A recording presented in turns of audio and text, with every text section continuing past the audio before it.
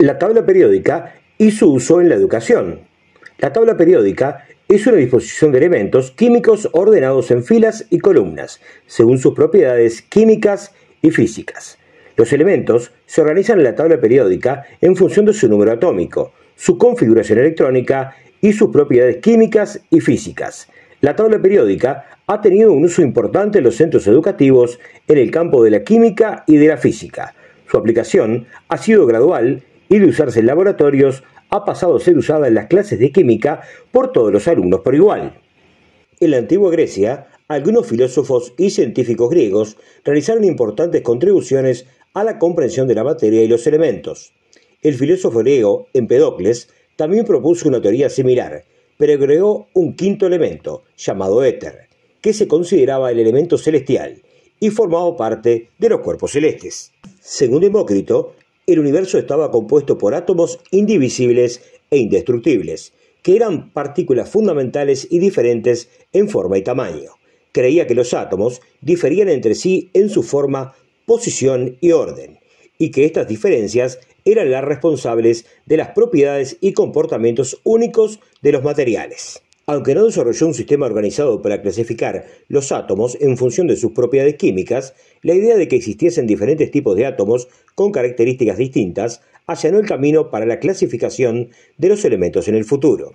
Aristóteles, por ejemplo, propuso una teoría de los 4 elementos fundamentales: tierra, agua, aire y fuego. Según esta teoría, todas las sustancias estaban compuestas de diferentes proporciones de estos elementos. Sin embargo, es importante tener en cuenta que estas teorías de los elementos en la antigua Grecia eran más filosóficas y conceptuales que científicas. No se basaban en la observación experimental y no tenían la precisión y el rigor científico de la tabla periódica moderna. Boyle es conocido por sus experimentos y estudios sobre las propiedades de los gases. En 1661 publicó un libro titulado El químico escéptico, en el que discutió sus investigaciones y teorías sobre la naturaleza de la materia y los elementos. En su obra, Boyle rechazó la teoría de los 4 elementos de la antigüedad y propuso una nueva visión de la química basada en la idea de que la materia estaba compuesta por diferentes partículas indivisibles y pequeñas, que llamó corpúsculos. Es así que su enfoque científico riguroso y experimental sentó las bases para el desarrollo posterior de la química como una ciencia basada en la observación y el análisis sistemático. Lavoisier es conocido como el padre de la química moderna, debido a sus experimentos y estudios sobre la composición de la materia y la naturaleza de las reacciones químicas. En 1789 publicó su obra más importante, Tratado Elemental de Química, en la que presentó sus ideas revolucionarias. Lavoisier propuso una nueva nomenclatura química y una forma sistemática de nombrar los elementos químicos. Realizó una clasificación de los elementos conocidos en su época en base a propiedades y características químicas.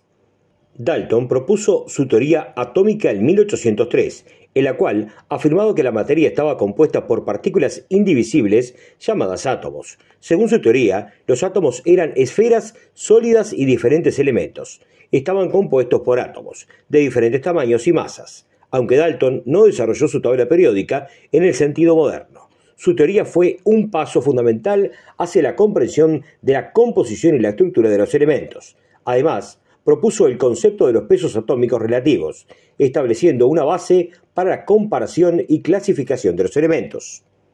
Berzelius fue uno de los primeros científicos en desarrollar un sistema de notación química consistente y preciso. Introdujo la práctica de utilizar símbolos químicos para representar los elementos y formuló métodos sistemáticos para determinar las fórmulas químicas de los compuestos. Además, introdujo el uso de las masas atómicas relativas y los coeficientes estequiométricos en las ecuaciones químicas. Berzelius también hizo importantes contribuciones al descubrimiento y aislamiento de varios elementos químicos, incluyendo el silicio, el selenio y el torio. Sus investigaciones y mediciones precisas de las masas atómicas ayudaron a establecer la base para la clasificación y la organización de los elementos en la tabla periódica. El Congreso de Karlsruhe. El Congreso fue organizado por el químico alemán August Kekulé y reunió a un grupo destacado de químicos y científicos de la época, incluyendo a Julius Lothar Meyer y a Dmitri Mendeleev. El objetivo principal del Congreso era discutir y debatir sobre la clasificación y organización de los elementos. Durante el Congreso, Meyer y Mendeleev presentaron sus trabajos independientes en los que proponían un sistema de clasificación de los elementos basados en sus propiedades químicas y sus masas atómicas. Estos sistemas sentaron las bases para el desarrollo de la tabla periódica moderna. Mendeleev, en particular, presentó su famosa tabla periódica en la que organizaba los elementos en filas y columnas, de acuerdo con sus propiedades y características químicas, dejando espacios vacíos para elementos que aún no se habían descubierto. Marie Curie realizó trabajos fundamentales para medir las propiedades radioactivas de los elementos, lo que contribuyó a la comprensión de su comportamiento y la organización de la tabla periódica. Sus descubrimientos y estudios sentaron las bases para la inclusión de los elementos radioactivos en la tabla periódica y la comprensión de su papel en la química y la física. Henry Moseley, un físico inglés del siglo XX, hizo una contribución crucial al desarrollo de la tabla periódica de los elementos, al establecer el concepto del número atómico. En la época de Moseley, los elementos estaban ordenados principalmente en función de sus masas atómicas, lo que a veces conducía a discrepancias y anomalías en las secuencias de los elementos. Moseley realizó una serie de experimentos utilizando rayos X para investigar los espectros de rayos X de varios elementos. A través de sus experimentos, Moseley descubrió que el número de cargas positivas en el núcleo de un átomo, que ahora se conoce como número atómico, era el parámetro fundamental para ordenar los elementos de manera sistemática. Moseley demostró que el número atómico era la propiedad fundamental que determinaba las propiedades químicas y físicas de los elementos. Basado en su trabajo, Moseley reorganizó la tabla periódica colocando los elementos en orden creciente de número atómico, en lugar de masa atómica. Esta reorganización permitió una mejor comprensión de las similitudes y tendencias en las propiedades de los elementos. El concepto de número atómico, propuesto por Moseley, se convirtió en una parte integral de la tabla periódica moderna. El tiempo marcó que la tabla periódica establecida por Mendeleev y por Meyer quedó como la oficial y que la conocemos hoy en día. A nivel mundial, fue siendo introducida en los laboratorios de los distintos centros educativos y con el pasar de los años se estableció como un útil más para los estudiantes.